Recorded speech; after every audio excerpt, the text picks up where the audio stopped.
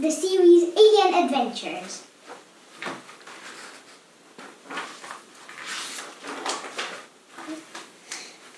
Let's start. Chapter 1, Pyrite Panthers. Max, Cat, and Nox stood trembling at the mouth of the cave. The growling noise turned into a snarl. Then something leapt toward them. "Run!" Max shouted. He sped into the open. Cat and Nox followed close behind. They hid behind some rocks and watched as the two creatures bounded from the cave. They looked just like big cats or panthers, but they had sparkling gold fur. Their eyes were like diamonds, and they wore armor studded with rubies. Nock peered across the rocks. "Pyrite panthers," he said. The pyrite panthers lifted their noses to sniff the air. "They're trying to pick up our scent," Cat whispered. Suddenly, a huge roar came from the deep cave. "Roar!" "What was that?" cried Cat. "A minotaur," Nock said quietly. "They keep pyrite panthers as pets." "I think we should get out of here," said Max said, backing away. "Now." Pyrite panthers information. These big cats have coats covered with gold pyrite crystals. They have diamond-like eyes, which makes it difficult for them to see. This means that the other senses are much stronger. Diet. Pyrite panthers are scavengers. They eat what they can find. Habitat. Pyrite panthers live in caves round the crystal mountains of Celeston. Golden coat, ruby-studded collar, large paws. The minotaurs train panthers from young cubs. The rubies in the panther's collar glow when the minotaur owner is calling them. Chapter 2, Minotaur Attack. Max could feel the ground beneath his feet shaking as he ran. He glanced back and saw a huge creature covered in ruby-red armor. It was a minotaur. It held up its arm in their direction and shot out a stream of red rays. "Watch out!" cried Max. They all ducked as the rays went flying over their heads. "It's gaining on us!" Cat yelled. "We need to go faster!" She pressed the button on her suit to activate her hollow board. Max and Nock followed her lead. More rays flew towards them. One narrowly missed Max, but it caught the end of his hollow board. "Help!" cried Nock as he went crashing to the ground. Nock rolled over and tried to get his feet, but he wasn't quick enough.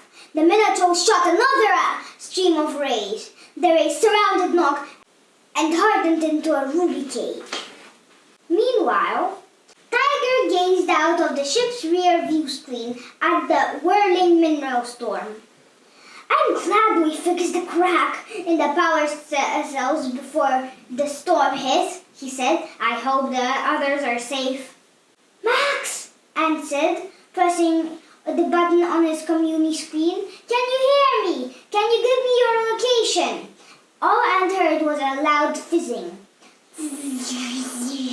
Then there was a screeching noise. Ant shook his head and switched the communi screen off. Seven looked at the mineral storm. It was stronger than ever. "The storm must be stopping our communication equipment from working," he said. "There's nothing we can do but wait until the storm is over," said Ant. "I hate waiting," groaned Tiger. Max and Cat were hiding behind some large crystals. Cat peered round the edge. But there was no sign of the minotaur.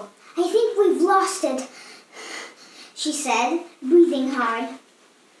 "We have to go back for Nock," Max said. "We can't leave him to face the minotaur on his own." "Well," Cat said, pushing off the ground, "what are we waiting for?" Max grinned and flew up in the air after her. When they reached Nog, the cage was open. Nog was still inside. He started waving furiously at them. "Go away!" he shouted. "We've come to help you," said Cat. Max and Cat stepped into the cage. "No, you don't understand," said Nog. "It's a trap!" roared a voice behind them. Max and Cat span round to see the Minotaur. It seemed to appear from nowhere. "It can camouflage itself," said Nog. The Minotaur laughed as it slammed the cage door shut. They were all trapped inside. Chapter 5. Escape. The Minotaur turned around and called to its panthers. "Panthers, come here!"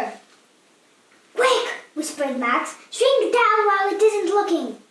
Max and Cat pressed their buttons and shrank. They climbed through the bars and ran. Cat looked back over her shoulder and saw that Nog wasn't with them.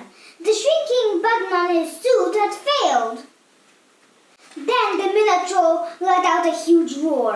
Roar! Another Minotaur appeared at his side. "Two prisoners have escaped," he said in a gravely voice. "But we still have one for our collection."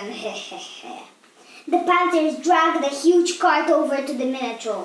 The cage was loaded onto it. Max and Cat watched in horror as the pyrite panthers started to tow Nog away. Their mission had just become more difficult than ever. Let's find out what happens next in the hunt for Nog. Until next time, it was me, Mira. Bye-bye!